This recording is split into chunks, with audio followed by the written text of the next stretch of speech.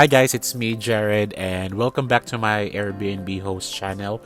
And I know it's been a while since I created a video for you guys, about tips and tricks of being an Airbnb host, and napaka-busy lang ng session nyo, and with all the work, meetings and stuff, I hardly come up and edit a good video for you guys.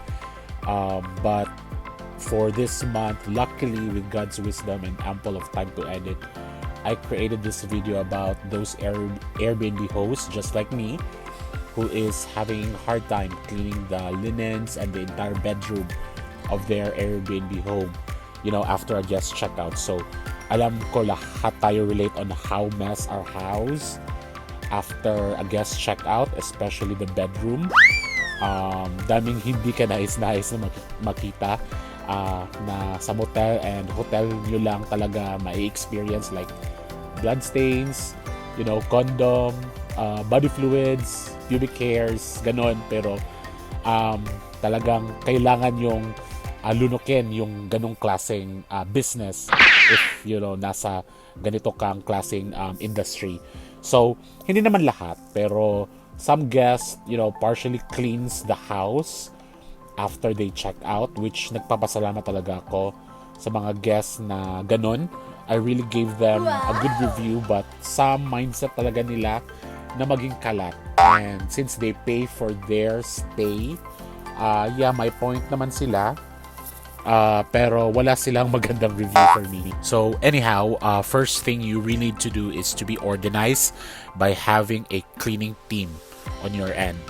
This cleaning team should clean your house in a regular basis, and it should be consist of a cleaning lady and a laundry lady. You need to find someone who you really can trust on cleaning your house and linens. Be sure that these people will be trained for high quality results, especially for washing your linens. It should be clean and perfect. For me, luckily, praise be to God, I have these two lovely, beautiful women in my team, the mga churchmates ko din. Si Di Joyce, who cleans the house after a checkout, at si T. Evelyn, siya yung naglalaban ng mga linens. But for today's video, she helped Joyce since I need backup. I won't tackle on why I need a cleaning lady backup. I will tackle it on the next video together with the other parts of house cleaning, like the bathroom and living room. And also take note that laundry is time sensitive, so see you on the next video regarding that as well. On cleaning your bedroom, guys, whether it's hotel style cleaning or deep cleaning, I suggest this list below on how to do it. They are very useful for you if you are new to this industry. You really need time. You really need to be resourceful on this step-by-step process on cleaning your bedrooms. So that's it. If you like this kind of topic on my channel, just like and subscribe for more.